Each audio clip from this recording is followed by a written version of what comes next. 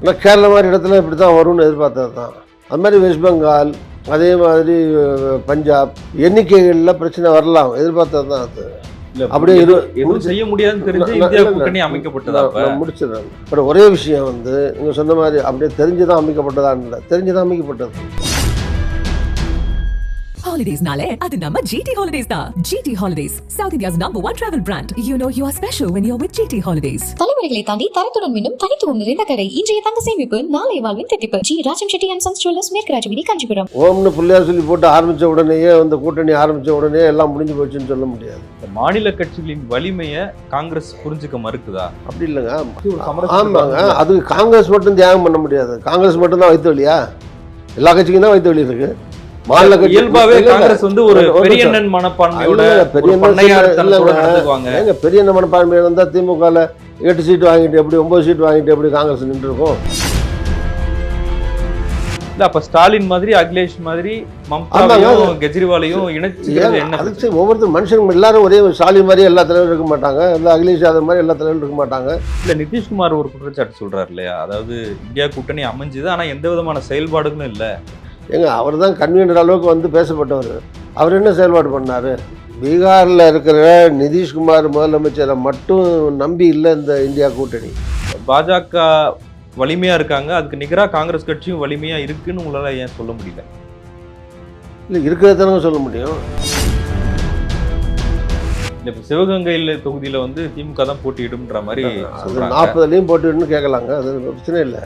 அமைச்சர்கள் சிறையில் இருக்காங்க, அமைச்சர்கள் மீது வழக்கு இருக்கு, இதெல்லாமும் பிரதிபலிக்கும்ல தேர்தல். ஏங்க இது அமைச்சர்கள் இப்போ இருக்கிற அமைச்சர்கள் மட்டும் மேலே இருக்கு, என் முன்னாள் அமைச்சர்கள் மேலே இல்லையா? இந்தியா பூரா ஆட்சியில் இருக்கிற மந்திரிகள் மேலேயும் இருக்கு, எதிர்கட்சியில் இருக்கிற மந்திரிகள் மேலேயும் இருக்கு.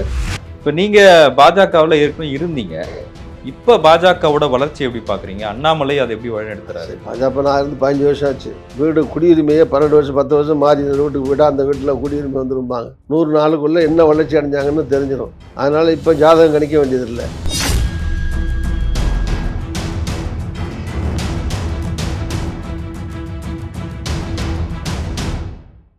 மின்னம்பலம் நேயர்களுக்கு வணக்கம்.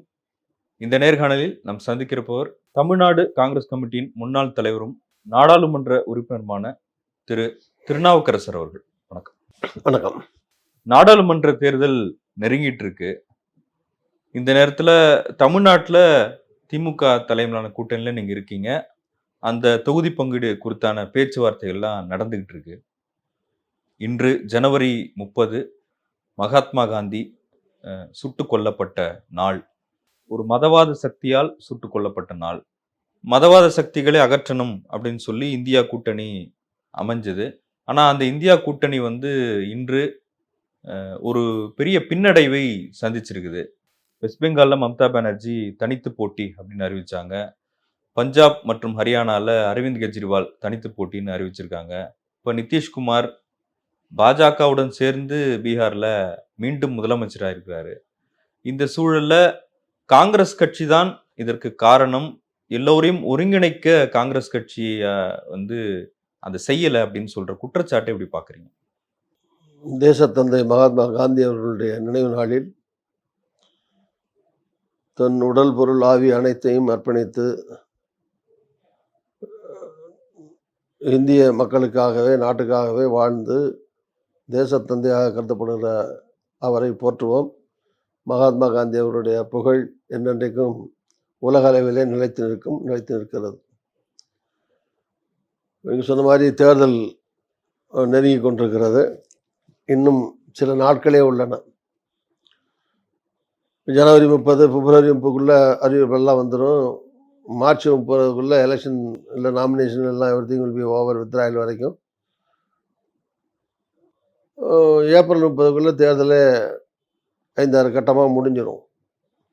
ஏப்ரல் லாஸ்ட் வீக்கில் அறிவிப்பே கூட வர்றதுக்கு வாய்ப்பு இருக்குது. இல்லைன்னா மே ஃபஸ்ட் வீக்கில் வந்துடும். கவுண்டிங், வாக்கு எண்ணிக்கை நடக்கிறது. இது மாதிரி வேகமாக நாட்கள் நெருங்கி கொண்டிருக்கிற சூழ்நிலையில் வேகமாக பேச்சுவார்த்தைகள் நடந்துக்கிட்டு இருக்கு. தமிழ்நாட்டில் காங்கிரஸ், திமுக உள்ளிட்ட தோழமை கட்சிகளுடைய பேச்சுவார்த்தை நடந்திருக்கிறது. அந்தந்த கட்சிகளும் பேச்சுவார்த்தைக்காக ஒரு குழு போட்டிருக்கிறார்கள். முதல்ல இந்த குழுக்கள் லெவலில் முதல் கட்ட பேச்சுவார்த்தை, 2ஆம் கட்டம், 3ஆம் கட்டம், 3 கட்டம் பேசி இறுதி செய்யப்படும். ஏன்னா ஒரு கூட்டணி அரசாங்கம் வரலாம் அப்படிங்கிற மாதிரி எதிர்பார்ப்பு இருக்கிற காலகட்டங்களில் ஒவ்வொரு கட்சியும் தங்களுடைய எண்ணிக்கை அதிகமாக வச்சுக்கிட்டு அதிகமான இடங்களில் வெற்றி பெற விரும்புகிறது இயற்கை சகஜம்தான் அது. அதனால் ஒரே பேச்சுவார்த்தையில் முடிஞ்சிடாது, இன்னொரு கட்டத்தில் நடக்கும். ஸோ இதற்கு முன்னோட்டமாக வந்து ஒரு கூட்டணி கட்டமைக்கப்படுகிற போது இந்தியாங்கிற ஒரு கூட்டணி கட்டமைப்பு நடத்தப்பட்டது. அதில் ஒரு 26-27 கட்சிகள் வந்து சேர்ந்து இணைஞ்சி வந்தாங்க. இந்த கூட்டணி 26-27 கட்சி சேர்ற போதே இது வந்து நியாயமாக எல்லாம் எதிர்பார்த்த விஷயந்தான். இந்த எண்ணிக்கையில் இருக்கிற எல்லாரும் அப்படியே இருப்பாங்க அப்படின்னு சொல்ல முடியாது. எல்லா இடங்களை பயந்து கொண்டு தான் போட்டியிடுவாங்க அப்படின்னு எதிர்பார்க்க முடியாது. அப்படி நிகழ்வதற்கான வாய்ப்பு இல்லாத சூழ்நிலையெல்லாம் இருக்குங்கிறது ஒரு வெளிப்படையாக தெரிஞ்ச உண்மை. எப்படின்னா, இப்போ உதாரணமாக சொல்கிறேன்னா, கேரளா 20 சீட் எம்பி, அங்கே கம்யூனிஸ்ட்டும் காங்கிரஸ் தான் ஆளுங்கட்சி எதிர்கட்சி. 2 பேரும் இந்தியாவில் இருக்காங்க கூட்டணியில். 2 பேரும் ஆளுக்கு 10 இடங்களை பகிர்ந்துக்கிட்டு தேர்தலில் போட்டி போட முடியாது. அப்படி போட்டாங்க தேர்தலே வேண்டியதில்லை. இல்ல அப்படியே எதுவும் செய்ய முடியாதுன்னு தெரிஞ்சு இந்தியா கூட்டணி அமைக்கப்பட்டதா? முடிச்சிடறாங்க. அந்த 20 பேரும் தேர்தல் நிற்கிற 20 பேரும் தேர்தல் இல்லாமலே ஜெயிச்சாங்கன்னு அறிவிச்சிடலாம். ஏன்னா காங்கிரஸ் பிஜேபி 1-2% தான் அங்கே.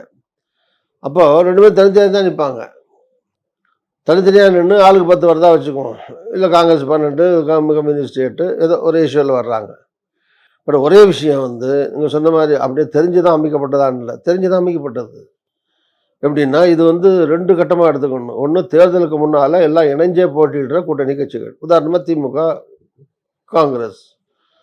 தமிழ்நாட்டில் இணைஞ்சு தான் போட்டி போடுவோம், இடத்துல பகிர்ந்துட்டு போட்டி போடுறோம். இன்னும் சொல்ல போனால் ஒருபடி மேலே போய் ராகுல் காந்தி தான் பிரதமர் வரைக்கும் இங்கே இருக்கிற சிஎம் திரு ஸ்டாலின் அவர்கள் ஏற்றுக்கொண்டார். இது வந்து அப்பட்டமாக எல்லாம் முடிஞ்சு போன விஷயம். எண்ணிக்கையை தான் பேசி முடிவு பண்ணணும். அதுவும் ஏற்கனவே நின்று ஜெயிச்ச கூட்டணி தானே. அதனால் ஒன்று நிறைய மாற்றங்கள் பெருசாக ஒன்றும் எதிர்பார்க்கறதுக்கு ஒன்றும் இல்லைங்கிறது என்னுடைய கணிப்பு. அந்தந்த கட்சிகளுக்கு எவ்வளோ இடங்களும் நிர்ணயிக்கப்பட்டிருக்கு. அதனால் இதில் ஒன்றும் பிரச்சனை இல்லை. ஆனால் கேரளா மாதிரி இடத்துல இப்படி தான் வரும்னு எதிர்பார்த்தது தான்.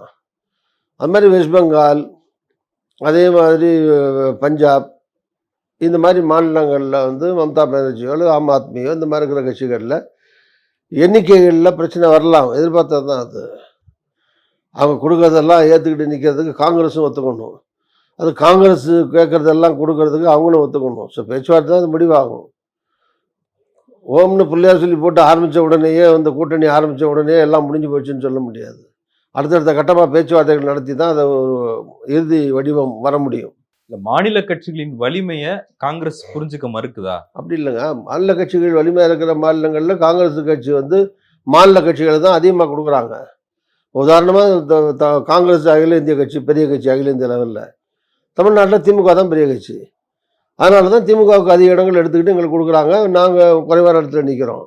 இப்போ வலிமையை ஏற்றுக்கிட்டு நிற்கிறதுன்னு அர்த்தம். திமுக வந்து வலுவான கட்சின்னு ஏற்றுக்கொண்டு தான் காங்கிரஸ் குறைவான இடங்களில் நிற்கிது. இல்லை, அப்போ மற்ற மாநிலங்கள்ல ஏன் நடக்கல? உதாரணமாக அதே மாதிரி இப்போ அகிலேஷ் யாதவ் 80 சீட்டுக்கு இடத்துல 10-11 தான் கொடுத்துருக்காரு. அங்கே பெரிய கட்சி அகிலேஷ் யாதவ் கட்சிங்கிறதுனால தான் ஒரு காலத்தில் காங்கிரஸ் தான் பெரிய கட்சி, காங்கிரஸ் தான் பல வருஷம் ஆட்சியில் இருந்தது. ஆனால் இப்போ இருக்கிற சூழ்நிலையில் அதை ஏற்றுக்கிறது தான் 11க்கு ஒத்துக்கிறாங்க. அதுவுமே இன்னும் காங்கிரஸில் முழுமையாக அறிவிப்பு வந்திருக்கே தவிர இன்னும் இறுதி வடிவம் ஃபுல்லாகிடுச்சுன்னு சொல்ல முடியாது. அதே மாதிரி மம்தா பானர்ஜியும் வந்து 2-3 சொல்லிட்டு இருக்காங்க. அது தனியாக போகணுன்னாங்க. அது போகிறோன்னு அபிஷியலாக இன்னும் டிக்ளேர் ஆகி தனியாக போகிறதுன்னு முடிவுக்கு வரல. அதேமாதிரி ஆம் ஆத்மியும் தனியாக போகிறதுன்னு இன்னும் டிக்ளேர் ஆகி முடிவுக்கு வரல. இல்லை, பேச்சுவார்த்தையில் இழுபறியில் தான் இருக்குது. மொத்தத்தில் இதனுடைய அடிப்படையில் சொல்ல வர கருத்து என்னென்னா, சில கட்சிகள் கூட்டணியில் இணைந்து கூடவோ குறைச்சோ போட்டியிடுவாங்க. நீங்கள் சொன்னீங்க மாநில கட்சிகளுடைய வலிமையை ஏற்றுக்கொள்ள காங்கிரஸ் தயங்குகிறதான்னு. அப்படியே எல்லா கட்சிகளையும் மாநில கட்சிகளாக பார்த்து முக்கால்வாசியோ 90% கொடுத்துட்டு 10% அகில இந்திய கட்சி இருந்தால் இந்த கட்சி எப்படி நடத்துறது? காங்கிரஸ் கட்சி இந்தியாவில் 50 வருஷம் ஆண்ட கட்சி, இந்தியாவில் பல மாநிலத்தில் ஆட்சி பண்ண கட்சி. ஒரு தேர்தலில் ஏற்ற இறக்கங்கள் வரலாம்.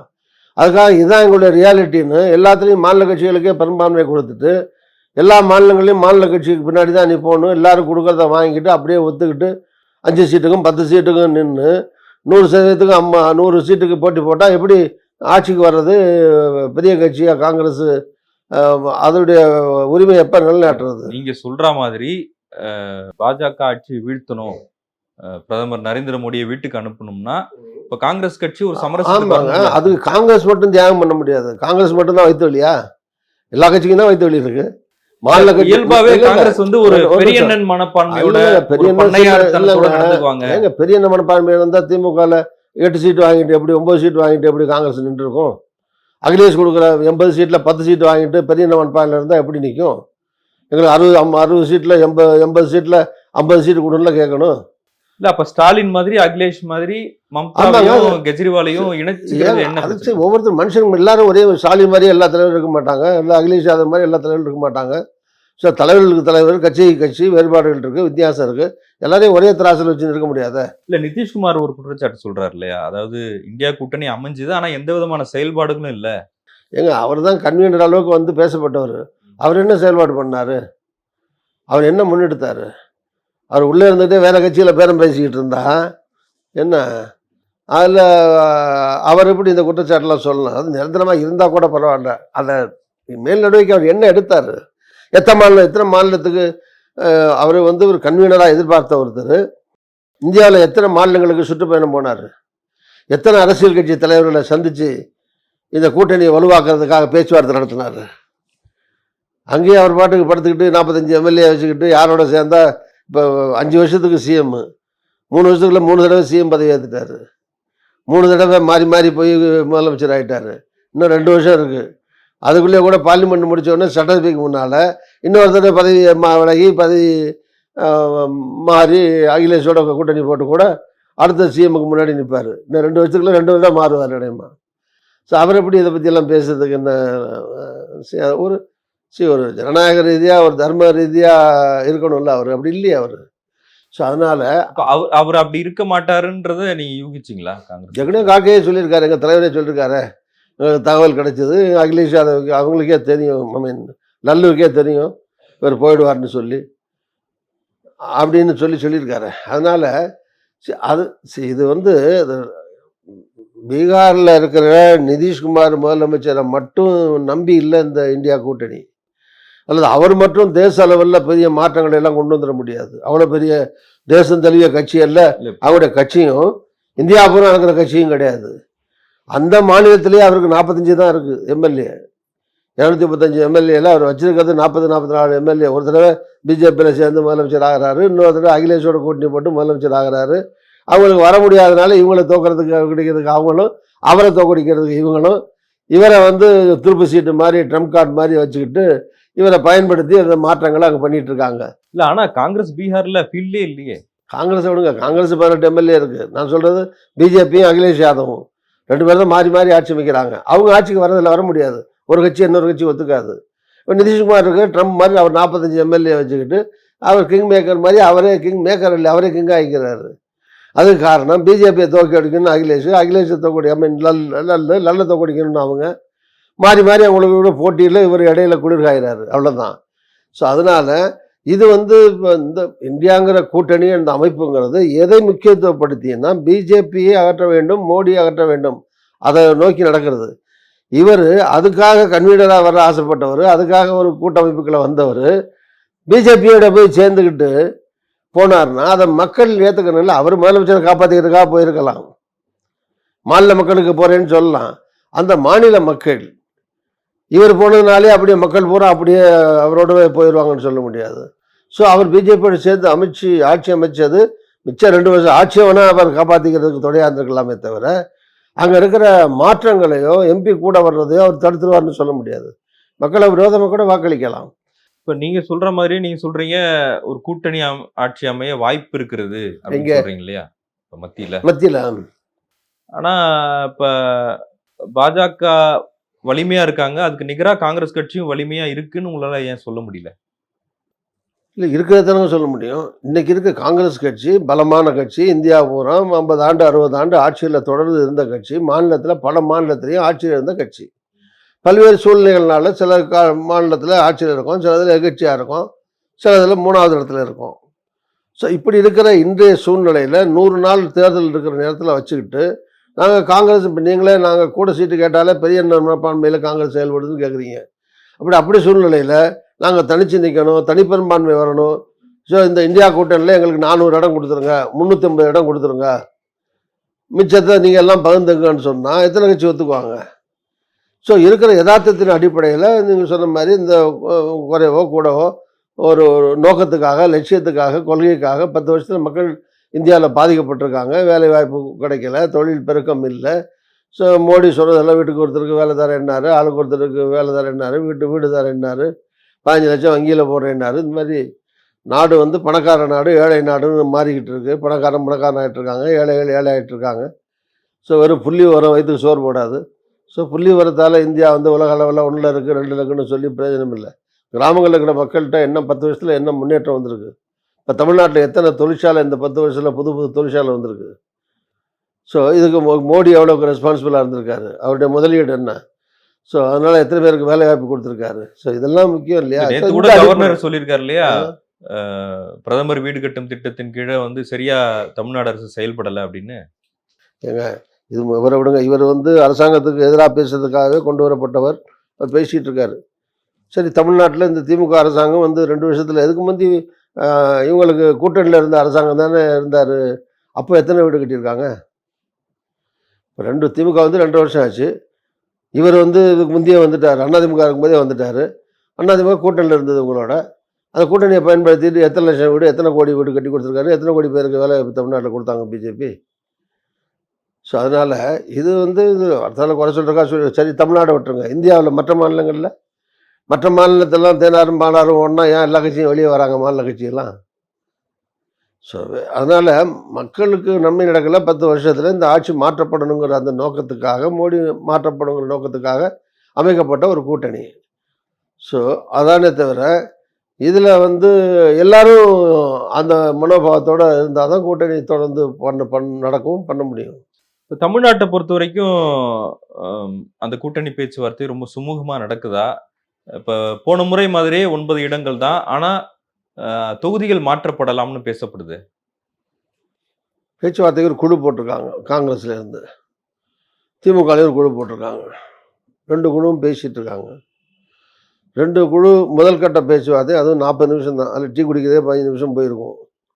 25-30 நிமிஷத்தில் எல்லாத்தையும் பேசி முடிச்சிட முடியாது. இது ஃபார்முலா நடக்கிற ஒரு ஃபர்ஸ்ட் கூட்டம், அவ்வளோதான். இப்போ சிவகங்கையில் தொகுதியில் வந்து திமுக தான் போட்டியிடும்ன்ற மாதிரி அது 40லையும் போட்டிடுன்னு கேட்கலாங்க, அது பிரச்சனை இல்லை. அங்கே இருக்கிற திமுக தொடர் வந்து பாண்டிச்சேரி வரைக்கும் 40லையும் நம்ம தான் நிற்கணும்னு தான் கேட்பாங்க. அதே மாதிரி காங்கிரஸும் நாங்கள் 20 வாங்க, 30 வாங்க, 15 வாங்க தான் கேட்பாங்க. கம்யூனிஸ்டுகளும் 2க்கு பதிலாக 3 கொடுப்பாங்க. முஸ்லீம் லீக்கு 1க்கு பதிலாக 2 கொடுன்னு கேட்பாங்க. இதெல்லாம் எல்லாரும் எல்லா இடத்துலையும் போட்டி போடவும், அதிகமான இடங்களில் நிற்கிறதுக்கும் ஆசைப்படுவாங்க, கேட்பாங்க. இதெல்லாம் வெளியே வர்ற செய்திகள், அது பேசப்படுகிற செய்திகள். யதார்த்தமாக கூட்டணிக்குள்ள பேச்சுவார்த்தைகள் என்ன பேசப்பட்டது, எத்தனை பேசப்பட்டது என்னங்கிறது அது கூட்டணி ஃபைனலைஸ் பண்ண தான் சொல்ல முடியும், ஆகும். அதுக்கடையில் இப்போ நான் கட்சியில் நான் முன்னாள் தலைவர், நான் எம்பியாக இருக்கேன், முக்கிய தலைவரில் ஒருத்தராக இருக்கேன், நான் வந்து இத்தனை கேட்போம், இத்தனை தான் நிற்போம் அப்படின்லாம் சொல்கிறது பண்பாடும் இல்லை, அரசியல் நாகரிகமும் இல்லை. அப்படி சொல்லவும் முடியாது. தெரிஞ்சாலும் சொல்ல முடியாது, சொல்ல மாட்டேன். அதனால் பேச்சுவார்த்தையின் மூலமாக அது இறுதி கட்டத்தில் தான் முடிவு செய்யப்படுமே தவிர எவ்வளவு தான் நிற்போம், எவ்வளோ தான் கேட்போம், யாருக்கு என்னதெல்லாம் இப்போ பேச முடியாது, சொல்ல முடியாது. பேச்சுவார்த்தை நடக்கும்போது சொல்லவும் கூடாது. இப்போ தமிழ்நாடை பொறுத்த வரைக்கும் அதிமுக பாஜகவுடன் இல்லை, பாஜக இல்லாத ஒரு கூட்டணி அமைப்போம், அதில் வந்து போட்டியிடுவோம்னு சொல்கிறாங்க. இப்போ ஜெயக்குமார் கூட சொல்லியிருந்தாரு, இந்தியா கூட்டணி சிதறியது போல திமுக கூட்டணி சிதறும் அப்படின்னு. அதிமுக கூட்டணியே இல்லையே, என்ன ஒரு கட்சி கூட நான் அதிமுக போகணுன்னு அறிவிக்கலையே. அதனால் அது பிரச்சனை இல்லை, ஒத்த கட்சி இப்படி பேசிட்டே இருக்கலாம். ஆனால் காங்கிரஸ் கூட்டணியிலேருந்து தான் ஆள் வெளியே போயிருக்காங்க, இல்லை இந்தியாவிலேருந்து தான் போயிருக்கான்னு சொல்ல முடியாது. இப்போ இவங்களே அதிமுகவே பிஜேபி கூட்டணியிலேருந்து வெளியே போனாங்க. இப்போ தேர்தலுக்கு முன்னாலே தானே போனாங்க. இப்போ இவரும் வெளியேற்றிய கட்சி அல்ல வெளியேற்றப்பட்ட கட்சி தானே. அவங்களா வெளியேறினாலும் சரி, வெளியேற்றப்பட்டாலும் சரி, வெளியே போன கட்சிகளில் பிஜேபியிலேருந்து போன கட்சியில் ஒன்று தான் அது. இல்லை அப்போ அதே மாதிரி நிதிஷ்குமார் பிஜேபியிலேருந்து தான் வெளியே வந்தார், இப்போ திருப்பி பிஜேபி போயிருக்காரு. சிவசேனா அங்கே இருந்தால் வெளியே வந்தது, 2ஆக உடஞ்சது, உடச்சி ஒரு சேர்த்துட்டு இருக்காங்க. ஸோ அங்கே மட்டும் அப்படியே வந்து அஸ்திவாரம் ஸ்ட்ராங்காக அசையாமல் நிற்கிதுன்னு சொல்ல முடியாது. அங்கேயும் அங்கேருந்து சில பேர் போகிறாங்க, சில பேர் வர்றாங்க, இங்கேயும் சில பேர் போகலாம் வரலாம். பாஜக கூட்டணியில் அதிமுக இல்லை அப்படின்றது திமுக கூட்டணிக்கு ஒரு நெருக்கடி தானே. என்ன நெருக்கடி அதில்? என்ன நெருக்கடி அதில்? என்ன இல்லை, இப்போ பாஜக எதிர்ப்பு ஓட்டு பிரியும்ல, அதனால நெருக்கடி இல்லையா? அதனால காங்கிரஸுக்கு நல்லது தானே. பிஜேபியும் வந்து அதிமுகவும் தனித்தனியாக நின்னா 2 பேரும் தனித்தனியாக ஓட்டுகளை பிரித்து வாங்கிட்டாங்கன்னா அதனால எங்களுக்கு காங்கிரஸ் திமுக கூட்டணிக்கு நல்லது தானே அது. இல்ல இன்னொரு பக்கம் திமுக ஆட்சியில இருக்காங்க, பல விமர்சனங்கள் இருக்கு, அமைச்சர்கள் சிறையில் இருக்காங்க, அமைச்சர்கள் மீது வழக்கு இருக்கு, இதெல்லாமும் பிரதிபலிக்கும்ல தேர்தலில். ஏங்க இது அமைச்சர்கள் இப்போ இருக்கிற அமைச்சர்கள் மட்டும் மேலே இருக்குது, என் முன்னாள் அமைச்சர்கள் மேலே இல்லையா? முன்னாள் அமைச்சர்கள் முன்னாள் ஆகிட்டா அப்படி எல்லாமே வந்து பாவம். அவங்க மேல நடவடிக்கை இருக்கா? ஏன் எத்தனை அமைச்சர்கள் மேல் நடவடிக்கை வழக்கு அதிமுக மந்திரிகள் எல்லாமே இருக்குது. முன்னாள் அமைச்சர்கள் இங்கே விடுங்க, இந்தியா பூரா ஆட்சியில் இருக்கிற மந்திரிகள் மேலேயும் இருக்குது, எதிர்கட்சியில் இருக்கிற மந்திரிகள் மேலேயும் இருக்குது. இன்னும் பிஜேபியிலேயே சில அமைச்சர்கள்லாம் வெளியேற்றப்பட்டிருக்கிறாங்க, சில வழக்குகள் இருக்குது, எம்எல்ஏக்கள் கைது செய்யப்படுறாங்க. இது ஆட்சியில் அரசியலில் இதெல்லாம் அங்கங்கே நடக்கக்கூடிய விஷயங்கள் நடந்துக்கிட்டு தான் இருக்குது.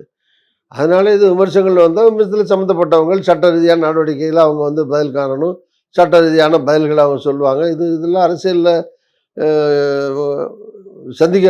சந்தித்து நிவாரணம் காட்டுறதோ அல்லது முறியடிச்சு போகிறதோ அது அந்தந்த கட்சிகளுடைய தன்மைகளை பொறுத்து இருக்குது. அதனால் ஒரு கட்சி மேலே இன்னொரு குற்றஞ்சாட்டி பண்ணுறதுக்கு மற்ற கட்சிகள் எதுவும் மகாத்மா காந்தியா இல்லையே தலைவர்கள் எல்லாரும் ஒருத்தரை குறை சொல்கிறதுக்கோ அப்படி வந்து இன்னொருத்தர் மேலே கரையை பூசி இன்னொருத்தர் தப்பிச்சிட முடியாது. எல்லாருக்கு மேலேயும் எல்லா பிரச்சனையும் இருக்க தான் செய்யுது. எல்லாரும் அவங்களாம் அதெல்லாம் கடந்து சந்திச்சு தான் போய் அதில் சந்திக்கணும்.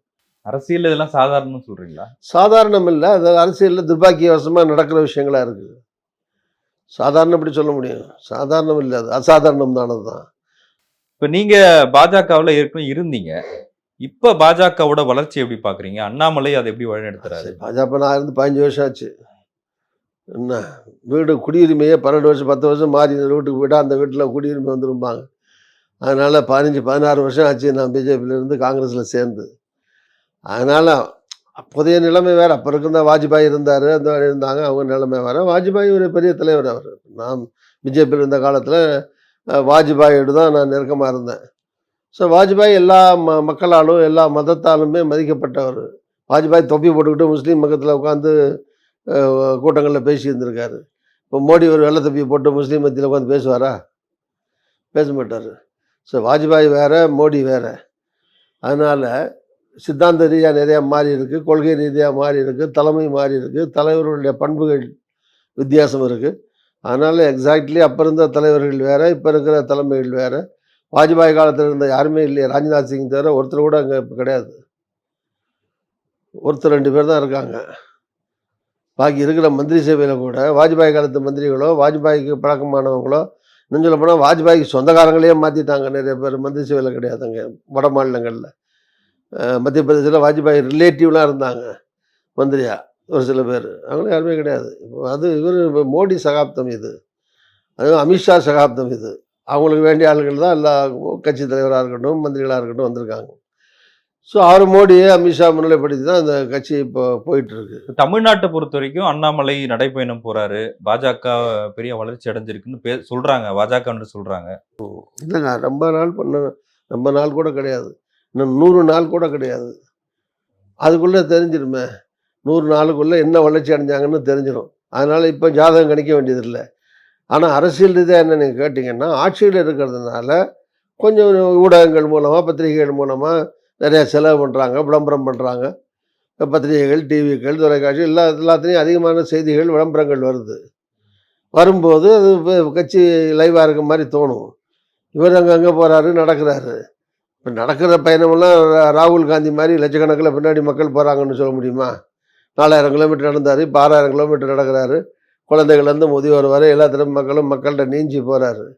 இவர் என்ன அங்கங்கே நிற்கிற கூட்டத்தில் காரில் போகிறாரு. இது நடைபயணமும் இல்லை, அவர் போனது காரில் போகிறாரு, இறங்குறாரு, அங்கே 3 பேர் 200 பேர் நிற்கிற இடத்துல பேசுகிறாரு. அடுத்து ஏறி 40 கிலோமீட்டர் தாண்டி அடுத்த ஊருக்கு போகிறாரு. இப்படி போயிட்டுருக்க யாத்திரை அது. சரி, ஏதோ அவருக்கு தலைவர் கிடைச்ச வாய்ப்பை பயன்படுத்திக்கிட்டு அவரால் முடிஞ்சதை அவர் பண்ணிகிட்ருக்காரு. ஆனால் அதனால் கட்சி 2% அந்த கட்சி 2.5% ஆகிருக்கலாம், அவ்வளோதானே தவிர 2% இருக்கிற கட்சி 25% ஆயிடுச்சுன்னு சொல்ல முடியாது. ஆட்சிக்கோ எதிர்கட்சியோ வந்துடும் சொல்ல முடியாது. அந்த அளவுக்கு வளர்ச்சி கிடையாது. இருக்கலாம் 4% 60% ஆட்சியில் இருக்கிற இளைஞர்கள், இந்துத்துவ நம்பிக்கை உள்ள இளைஞர்கள் சில பேர் சேரலாம், அல்லது ஆட்சியில் இருக்குது அப்படின்னு சில பேர் வரலாம். இது மாதிரி 4% 60% இம்ப்ரூவ்மெண்ட் ஆட்சியில் இருக்கும்போது ஒரு கட்சிக்கு கிடைக்கும். அது உங்கள் தலைவர் மல்லிகார்ஜுன கார்கே பேசும்போது ஜனநாயக அடிப்படையில் இது கடைசி தேர்தலாக கூட இருக்கலாம். பாஜக மீண்டும் ஆட்சிக்கு வந்தால் இந்தியாவில் தேர்தலே நடக்காது, சர்வாதிகார ஆட்சி தான் நடக்கும் அப்படின்லாம் சொல்றாரு. அந்த அளவுக்கு பயப்படணுமா? பயப்படல. மக்களுக்கு ஒரு முன்கூட்டி அவர் சொல்ற எச்சரிக்கை அது. எப்படின்னா, இப்போ ஆட்சியில் ஒரு 10 வருஷம் இருக்கிற அந்த காலத்தில் அவர் எப்படி நடந்திருக்கார் பிரதமர். ஸோ இவரே பிரதமராக வந்தால் என்ன நடக்கும் அப்படிங்கிறத கடந்த காலத்தை வச்சு யூகிச்சு எதிர்காலத்தை பற்றி அவர் சொல்கிறார். கடந்த காலத்தில் என்ன நடந்திருக்கு? பொதுவான அமைப்புகள், நடுநிலையாக நடக்க வேண்டிய பல்வேறு அமைப்புகளை வந்து மோடி அரசு வந்த பிறகு மாற்றி அமைச்சிருக்காங்க. உதாரணமாக எலெக்ஷன் கமிஷன். எலெக்ஷன் கமிஷனில் யாரெல்லாம் இருக்கணும்? நியூட்ரலாக இருந்து நடத்தணும். அதுக்கு பதிலாக அது அரசியல் அமைப்பு மாதிரி வேண்டிய ஆளை கொண்டாடுறது எலெக்ஷன் கமிஷனுக்குள்ளேன்னு மாற்றுறாங்க. ஸோ நீதிமன்றத்தில் தலையிடுறாங்க. ஒவ்வொரு அமைப்பையும் சிபிஐலேருந்து இன்கம் டேக்ஸ்லேருந்து எல்லா அமைப்புகளையும் வந்து தனக்கு பிடிக்காதவங்க மேலே பயன்படுத்தி வழக்கு போடுறது. இப்போ பிஜேபி மந்திரி இருந்தால் அங்கே போக மாட்டாங்க, அந்த மாநிலத்தில் போக மாட்டாங்க. பிஜேபி பிடிக்காத அரசாங்கம் இருந்தால் அங்கே மந்திரிகளை போய் கைது பண்ணுறது, அரெஸ்ட் பண்ணுறது, விசாரிக்கிறது. ஒரு ஆளை கூட்டிகிட்டு போய் ஒரு கட்சி முதலமைச்சர் கேஜ்ரிவால் இருக்காருன்னா அவரை கூட்டிட்டு போய் 10 மணி நேரம் விசாரிக்கிறது. 10 மணி நேரமாக 10 நாளைக்கு விசாரிக்கிறதுக்கு என்ன தான் ஒரு மனுஷன் பண்ணியிருக்க முடியும்? ஸோ அவங்கள வந்து டீஸ் பண்ணுறது, இரிட்டேட் பண்ணுறது, நோகடிக்கிறது, பாப்புலாரிட்டியை குறைக்கிறது, இந்த மாதிரி விஷயங்களில் அரசு இயந்திரங்கள் பயன்படுத்தப்படுறது. அரசு மதத்தை காங்கிரஸ் குற்றச்சாட்டு நீங்கள் அப்படி இல்லை. காங்கிரஸுக்கு எங்கே ரேண்டமாக 1-2 மிஸ்டேக் நடந்திருக்கலாம். அதுக்காக 100% நடக்கிற மிஸ்டேக்கையும் காங்கிரஸில் ஒன்று நடந்து ஒரு கொலை காங்கிரஸ் ஒரு ஆட்சி காலத்தில் நடந்துக்கிறதுக்காக தினம் நடக்கிற கொலைகள் அப்புறம் எங்கள் ஆட்சியில் கொலை நடக்கலையான்னு சொல்ல முடியுமா? ஸோ ரேண்டமாக எங்காவது அங்கேயுமா நடக்கிற சம்பவங்கள் வேறு, அதுவே தொடர்கதையாக நடவடிக்கையாக அன்றாட வாழ்க்கை முறையாக நடக்கிறது வேறு. ஸோ அதனால் இந்த மாதிரி அவங்க தலையீடுகள் நடக்கிறது ஆட்சிகளை வந்து இப்போ அரசாங்கத்தை மாற்றுற அளவுக்கு சட்டம் வந்து நிறைய அரசாங்கத்தை மாற்றிருப்பார். அவரால் முடியலை. அரசியல் சட்டப்படி சுப்ரீம் கோர்ட் தீர்ப்புக்கு பின்னாடி எந்த கவர்மெண்ட்டையும் டிஸ்மிஸ் பண்ண முடியாது, மெஜாரிட்டி எழுந்தாலும் வெளியே. அதனால் ஆளுநர்களை வச்சுக்கிட்டு இடையூறு பண்ணுறது, இடைஞ்சல் பண்ணுறது. எந்த காலத்திலேயாவது ஆளுநர்கள் இவ்வளவு அவமானப்படுத்தப்பட்டிருப்பாங்களா? ஆளுநர் பல மாநிலங்களில் போக முடிய மாட்டேங்குது வெளியே. மக்கள் எதிர்க்கிறாங்க, போராட்டம் நடத்துகிறாங்க. இந்த மாதிரி எதிர்ப்புகளை ஆளுநர்கள் முன்னால் சந்திச்சிருக்காங்களா? அல்லது இதுக்கு முந்தைய இந்த ஆளுநர்கள் யாராவது இந்த அளவுக்கு அரசியலில் இறங்கி ஈடுபாடு காட்டியிருக்காங்களா? ஸோ அதனால் இது மாதிரி பல விஷயங்கள் நடக்கிற போது இப்போ ஒரே தேர்தல் அதை பற்றி பேசுகிறாரு, ஒரே நாடுன்னு பேசுகிறாரு, ஒரே மொழின்னு பேசுகிறாரு. இது மாதிரி விஷயங்கள்லாம் இது சர்வாதிகாரத்தை நோக்கி போகிற வழிகள் இதெல்லாம். ஸோ அது மாதிரி வந்துச்சுன்னா மாநில கட்சிகள் இருக்காது, முறையாக மாநிலம் இருக்காது. ஒரே நாடுன்னு கொண்டு வந்தால் அமெரிக்கா மாதிரி பிரசிடென்ஷியல் டைப் ஆஃப் எலெக்ஷன் கூட கொண்டு வரலாம். என்ன அது மாதிரிலாம் இருக்கிறதுக்கான வாய்ப்பு வரலாம் எதிர்காலத்தில். ஒன்று அவங்க என்ன சொன்னாங்களோ அதெல்லாம் பண்ணிட்டாங்க. ராமர் கோயில் கட்டுவோன்னாங்க. இதே மாதிரி அங்கே இருக்க சிறப்பு அந்தஸ்தை வந்து இதுக்கு ஜம்மு காஷ்மீருக்கு மாற்றுவோன்னாரு. இந்த மாதிரி ராமர் கோயில் கட்டினதை காங்கிரஸ் வரவே இருக்கிறாங்க. இல்லை, ராமர் கோயில் கட்டுறத காங்கிரஸ் எதிர்க்கலை. காங்கிரஸ் வந்து இந்து மதத்துக்கு எதிர்ப்பு கட்சி கிடையாது. எல்லா மதமும் ஒன்று நினைக்கிற கட்சி, அவ்வளோதான். கோயில் கட்டுறதை அரசியலாக்கக்கூடாதுங்கிறது தான். மோடி வந்து ஒன்று சாமிஜி இல்லையே, பிரதமர் தானே. ஒரு மாநிலத்தில் முதலமைச்சர் இருக்கார். அதுக்காக கும்பாபிஷேகத்தில் நான் தான் ஏறி தண்ணி ஊற்றுன்னு சொல்ல முடியாதுல்ல. அதுக்குன்னு ஊற்றுற குறுக்கள் இருக்கார், அதில் எக்ஸ்பர்ட்ஸ் இருக்காங்க, மந்திரம் எல்லாம் தெரிஞ்சவங்க இருக்காங்க. அவங்க போய் மந்திரம் ஓதி எல்லாம் வந்து மேலே கருடன் பறக்குதான்னு பார்த்து அதுக்கு பிறகு தான் கும்பாபிஷேகத்தில் தண்ணி ஊற்றுவாங்க. நான் முதலமைச்சர் நானே ஊற்றுறேன்னு போய் ஊற்ற முடியாது. அதே மாதிரி ராமர் கோயில் எல்லாம் எதிர்பார்த்தது கோயில் திறக்கிறாங்க. அதுக்கு எத்தனையோ சங்கராச்சாரியர், பட்டாச்சாரியார்கள், வேத விற்பனர்கள் இருக்காங்க. அவங்க பண்ண வேண்டிய விஷயத்த பிரதமர்னால நானே போய் எல்லாத்தையும் பண்ண முடியுமா? யாரையும் விடாமல் அவங்களெல்லாம் நிறுத்தி விட்டு இது அந்த மாதிரி அட்வான்டேஜ் எடுக்க விரும்புகிறது. மதத்தையோ சாமியோ பயன்படுத்தி அரசியலாக்குறது, தனக்கு முக்கியத்துவத்தை பெருமையை சேர்த்துக்கிற முயற்சிக்கிறது, இது மாதிரி விஷயங்களில் நோக்கி போயிட்டே இருக்கிறதுனால ஒரு சிங்கிள் லீடர்ஷிப்பாக டிக்டேட்டர்ஷிப்பை நோக்கி போயிட்டுருக்காரு அப்படின்னு மக்களை எச்சரிக்கிறதுக்காக எங்களுடைய தலைவர் அந்த மாதிரி சொல்லியிருக்காரு, மல்லிகார்ஜுன கார்கே. இப்போ நாளை நாடாளுமன்றம் கூடுது. நாடாளுமன்ற நடவடிக்கைகள் எப்படி பார்க்குறீங்க? இது கடைசி கூட்டத்தோட நாளைக்கு வந்து ஆண்டு தொடக்கத்தில் ஜனாதிபதி பேசணும். அதுக்காக ஜனாதிபதி ஒரே வாச்சிட்டு போயிடுவாப்புல, அவ்வளோதான். அதுக்கடுத்து இன்ட்ரீம் பட்ஜெட், முழு பட்ஜெட் கிடையாது. ஜூன் வரைக்கும் ஆனால் இடைக்கால பட்ஜெட். அப்புறம் ஆட்சி மாறி அல்லது புது ஆட்சி வந்து தான் பட்ஜெட் போடணும். ஆனால் இன்ட்ரீம் பட்ஜெட்டு, ஓட் ஆன் அக்கௌண்ட்ஸுன்னு மற்ற எல்லாம் கொண்டு வந்து இந்த செலவினங்களுக்கு வேண்டியதை இந்த 6 மாதத்துக்கு உள்ள இதை வந்து நிறைவேற்றிக்குவாங்க, அவ்வளோதான். மொத்தம் சனி ஞாயிறு கழிச்சிங்கன்னா ஒரு 4 நாளோ 5 நாளோ நடக்குது. அதில் ஒன்றும் பெருசாக ஒன்றும் பெரிய மாற்றங்கள் ஒன்றும் நடந்துடாது. ஏற்கனவே எம்பிக்கள் சஸ்பெண்ட் செய்யப்படுறது இப்போ அதெல்லாம் நீக்கிட்டாங்க. அதெல்லாம் இப்போ இந்த தடவை அவங்க எல்லாம் வர அனுமதிச்சிடுவாங்கன்னு நினைக்கிறேன். அப்படி அனுமதிக்கலைன்னா தொடர்ந்து காங்கிரஸ் எதிர்ப்போம். எல்லாத்தையும் 100-150 பேரை வெளியே போட்டு இப்படி பார்லிமெண்ட் நடத்த முடியும்? பார்லிமெண்ட் ஜனாதிபதி உரை, மற்ற பிரதமர் பட்ஜெட் உரைக்கெல்லாம் வந்து எல்லாத்தையும் நீக்கப்பட்டவர்கள் எல்லாம் உள்ளே அனுமதித்து எல்லாத்தையும் உள்ளே விட்டால் தான் நாங்கள் உள்ளே இருந்து செயல்படுவோம். இல்லைன்னா நாங்கள் உள்ளே இருந்து அதை கண்டித்து பிரச்சனை உண்டாக்குவோம். நன்றி சார், உங்களுடைய நேரத்துக்கு. ஓகே, வணக்கம், தேங்க்யூ. Holidays-nale, அது நம்ம GT Holidays தான். GT Holidays, South India's #1 travel brand. You know you are special when you're with GT Holidays. மின்னம்பலம்.com, தமிழின் முதல் மொபைல் பத்திரிகை.